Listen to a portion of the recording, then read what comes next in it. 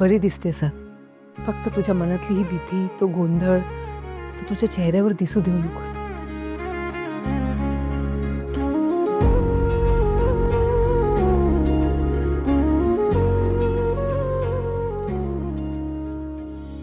कळतंय की तू आनंदाने तयार झाली नाहीयेस, पण असं समज की तुझ्यासाठी ही एक लढाई आहे आणि तू योद्धा आहेस. देवा, ही लढाई लढण्याचे बळ मला दे. माझ्या मनातली भीती संपून मला धैर्य दे.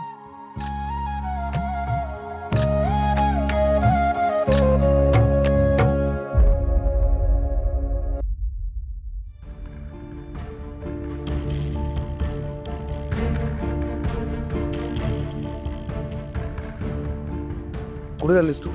ते दद्दो बाबाच्या ऑफिसला. एवढं आवरून म्हणजे असं रेडी होऊन जायची काय गरज आहे? सांगितलंय त्यांनी तसं. त्याने असं सांगितलंय. हो.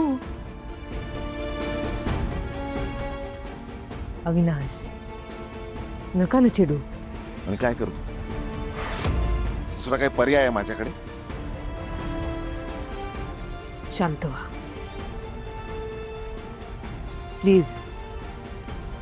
काय ना अनु, रेवती त्या बाबाकडे अडकली नसती हे सगळं करायची गरजच नव्हती. मला एकच वाटतं ना, या पूर्ण सिच्युएशन मध्ये माझा नाईलाज आहे. तुम्ही कशाला मला एवढं एक्सप्लेनेशन देताय?